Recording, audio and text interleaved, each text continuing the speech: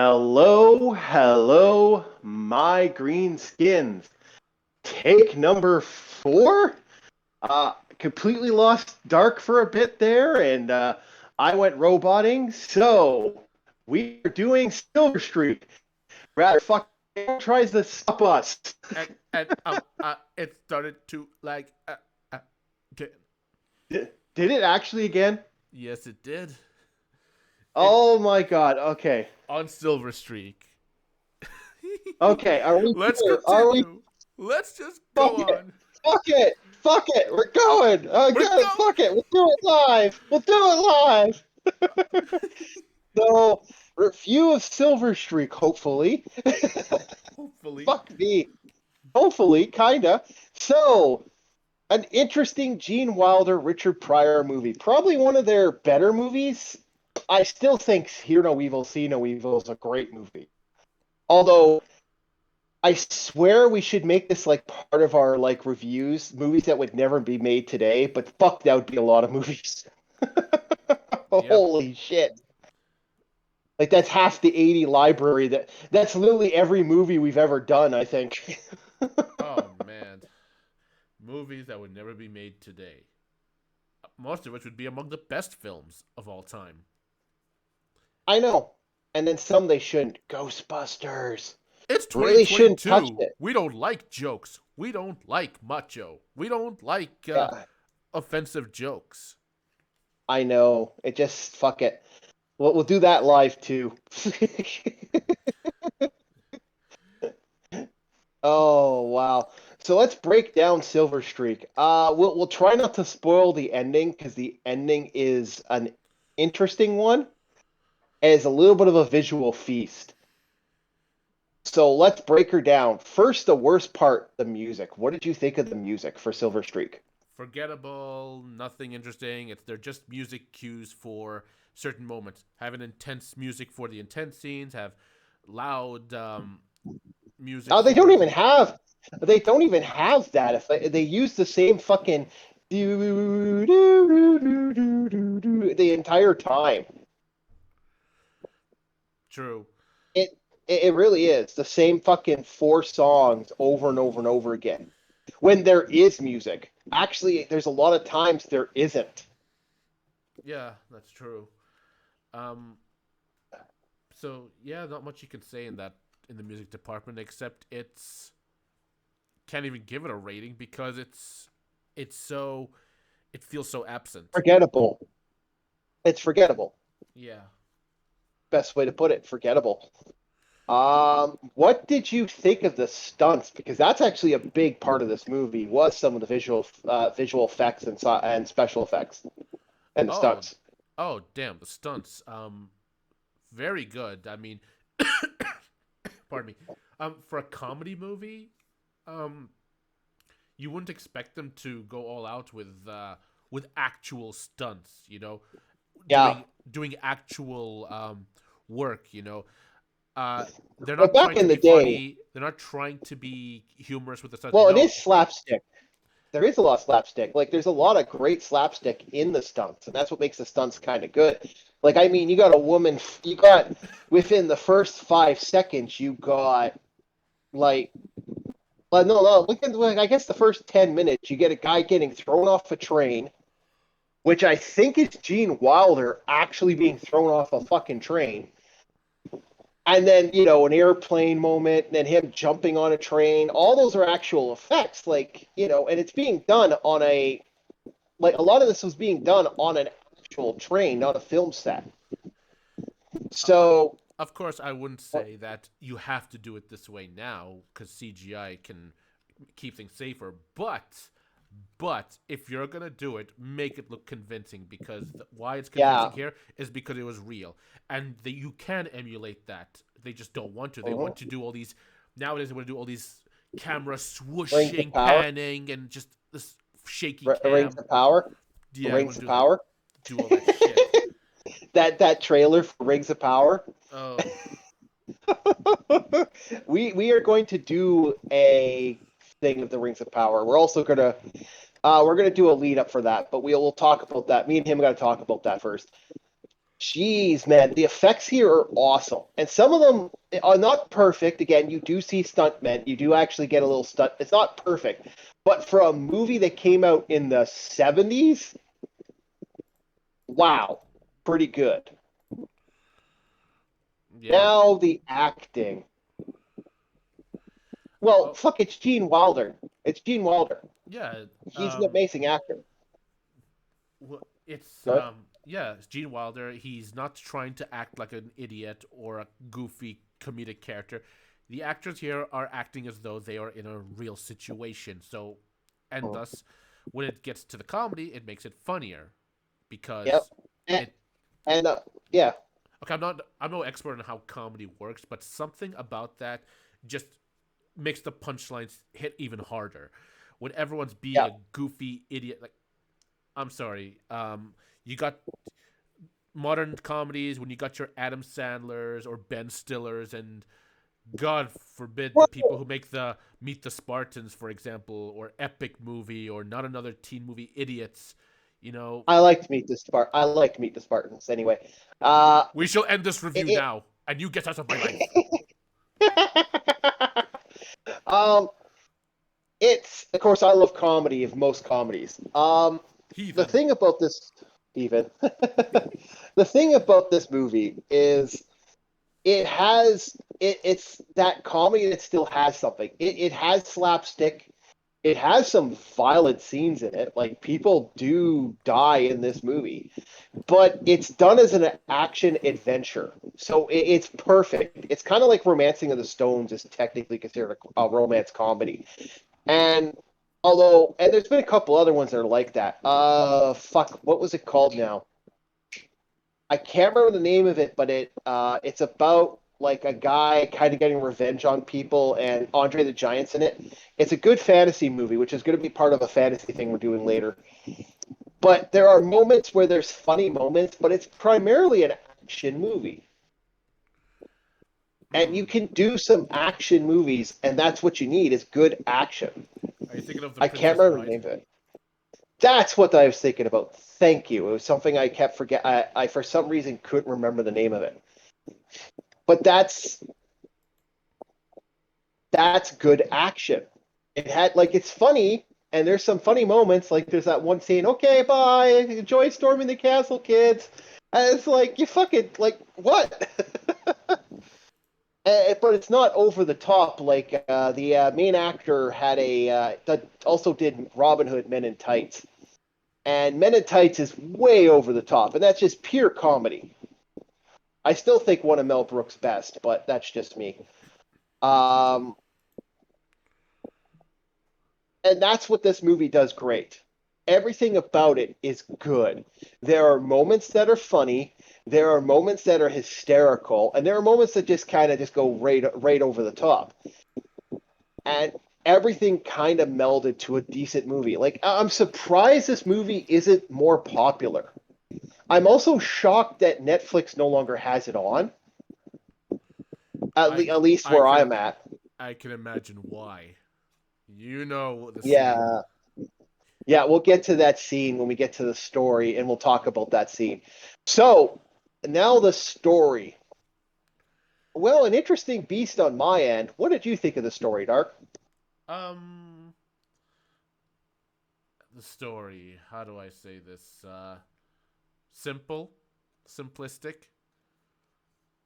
Simple. Okay, we're gonna have some different opinions here. Go for it. I mean, basically, it's just about a murder on a train, and the guy wants to save the girl who is part of this bigger picture that thing that's going on in the background of a professor that she works for having some documents that the bad guys want to get, and Gene Wilder's Yeah. character just is just in it to save her, and that's it. Well, okay. If you want to look at it from that simplistic, let's boil it down a little bit more.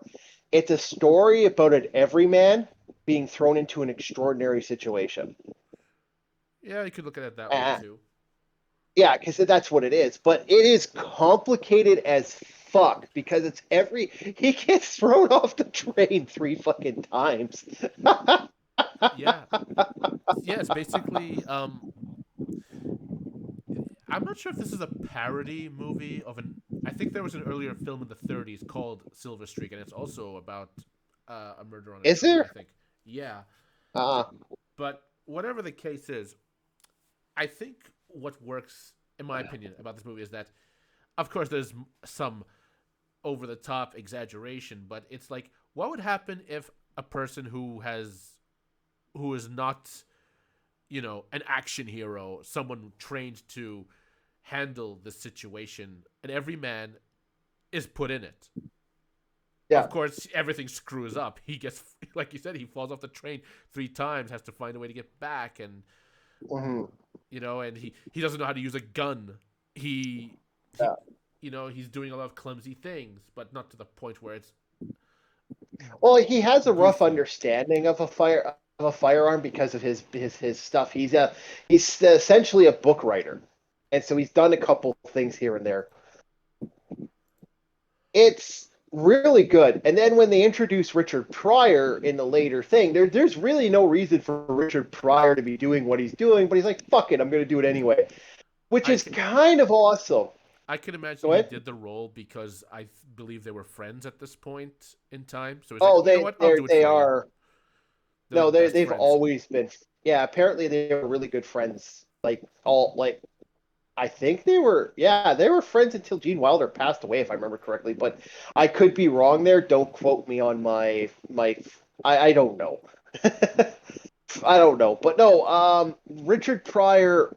It's just watching him having a blast. But it's like I said, he doesn't come until way later in the movie, and it's kind of funny because he doesn't need to be there as a person, but he's a heart. It kind of like it's almost like a little RPG aspect. He gained an NPC. Fuck that! I should actually make this an RPG maker to Silver Streak the RPG. um, it's kind of funny how it just kind of keeps going in that way. The problem with me is it does get a little convoluted. There's a point where you just go, okay, that just take a back seat to this because like I think it got convoluted on purpose just for one gag at the police station. no, it's not even just that. It got convoluted in other ways too. It's like you got someone at the end of the movie. Like, we're not going to give too much away because there's a great ending. There's a fucking amazing scene in that movie. Um, there's the scene where basically Gene Wilder's now fucking action man firing a fucking assault rifle with deadly accuracy, and I'm like, what the fuck? Like, you know, and like I said, according to this movie, he's a fucking book. He writes gardening magazines articles for a gardening fucking magazine. Think about that. Like, this is a guy that except for maybe some offhand combat for his writing stuff, he is not Action Jackson, and they fucking make an Action Jackson out of him at the end, which is kind of funny. And it's a good movie, but for that point, it's kind of like, it just kind of gets amusing for that. And there are some funny moments. My favorite, like I said, the last little bit of that movie where they end it, and they end it with a fucking bang, is amazing.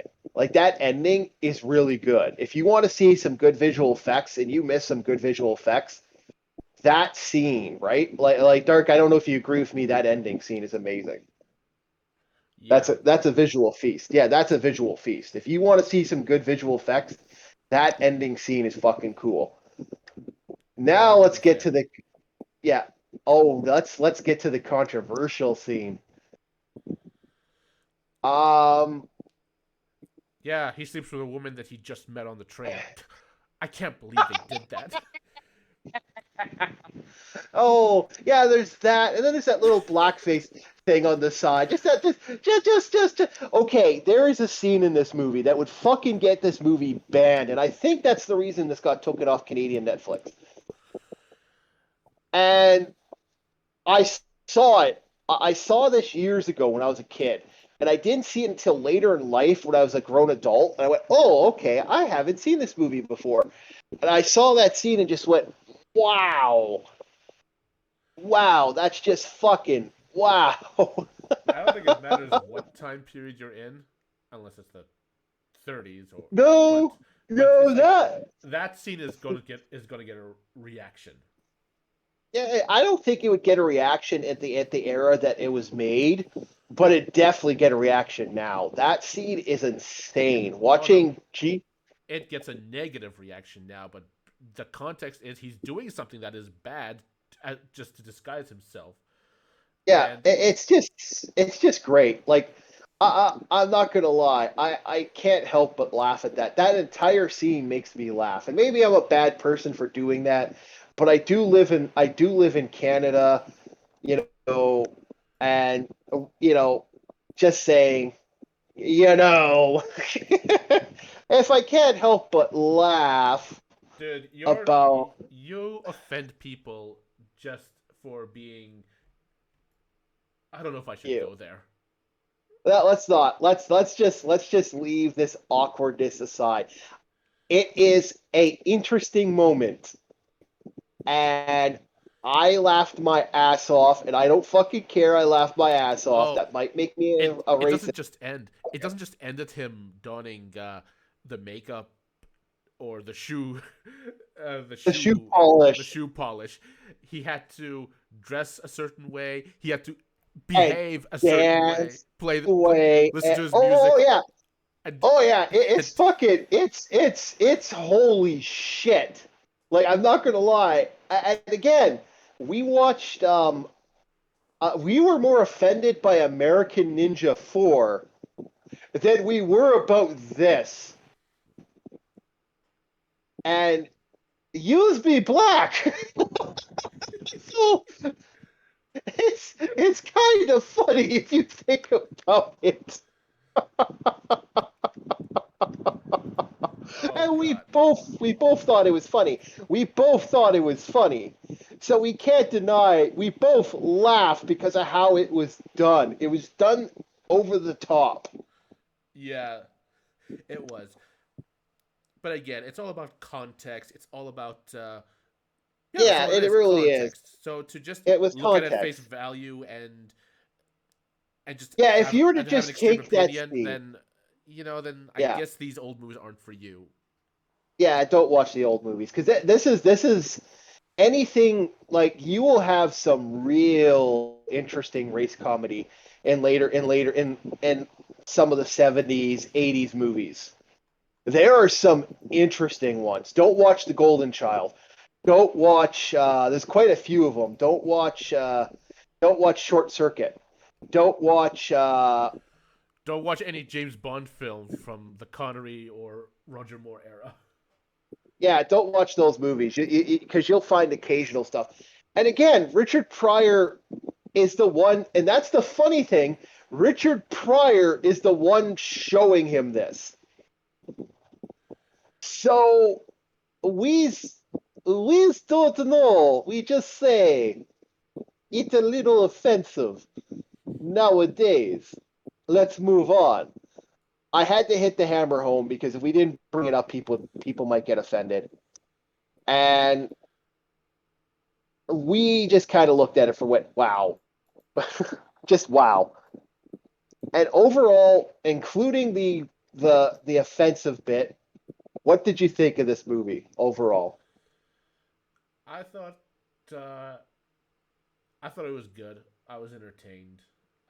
Oh, it was fucking a great good movie. Oh yeah, I would say I knew you would like this one. I know you hadn't seen it before, and I'm like, yeah, it has like it's weekend like it's kind of like Weekend at Bernie's one. Everyone, I know a lot of people like, oh, I don't like Weekend at Bernie's. I'm like, fuck off. Everyone likes Weekend at Bernie's one, at least the first one. It's offensive as fuck, but everyone likes Weekend at Bernie's one. that I gotta check So out. I got a copy for you, man. I'll be sending it your way. So so what do you think about it? What do you want to rate this one? I will give it a. I'll give it a 7. and a half. Yeah, about I would give it a straight 7. I wouldn't give it that point, but I would give it a 7 because it's actually it's good. It's not awful. This is a fun movie, and it's something you can watch and have a good laugh. Like I've seen it multiple times. I've shown it to multiple people, and it's a movie from the 70s, so take it for what it is. And it has some of the best visual effects out there. It has some of the best special effects out there and stunt work for that time period. Like it's not Bond levels of awesome because Bond, I think Bond had some real. I think the special effects in Bond were blowing everyone out of the water, but this was still very very good, and it's a great movie. It's a good comedy, like it's a good action. It's a good adventure movie. I wish we had more movies like this. Well, get a time machine. I know. Man, I'd go back in time and I would actually go back in time with the plot and story of Back to the Future and make it before the creators made it just to be an asshole. But you've got to fix that plot uh, hole. what plot hole? How was Biff able to go back to the future where Doc and Marty were if he had already changed it by giving his younger self uh, he actually, because he was in a temporal distortion field. English? So You're talking over my head. basically the field distorted. So okay, the DeLorean is technically a temporal field. It distorts. So in theory, anybody who looks at anybody who's in that device at the time would be able to go into the future. The problem is the second he stepped out, he left the distortion field and popped into non-existence. We'll have to we'll have to speak in more detail later on. But anyway, Yeah. we need to go. We want to watch a good Yep. movie. We got to go back in time because I can't believe movies like The Batman with the guy from Twilight playing Bruce Wayne I are being haven't made. seen it yet. I I don't haven't seen it yet, I don't but want I to see it. am going to. I'm going to eventually see it, and I will eventually review it because I'm a Batman fan, but I'm also a Punisher fan. So anything Batman or Punisher is going to get my attention. Anything involving certain superheroes, I'm going to pay attention to. So I will give it a chance. A chance. I really don't want to. But thank you, everybody. We'll be going on to trying to get one of our bigger videos done. We're going to be doing. We're kind of talking about this. We've tossed out a couple ideas. We're working on Married with Children, and I still want to do an old versus new Orphan, especially before the Rings of Power come out, because I plan on doing something big for Rings of Power, and we're going to see about getting that off the ground. And hopefully it all goes through. Thank you, everyone. You have yourself a very good one. Like, subscribe, and have yourselves a very good day.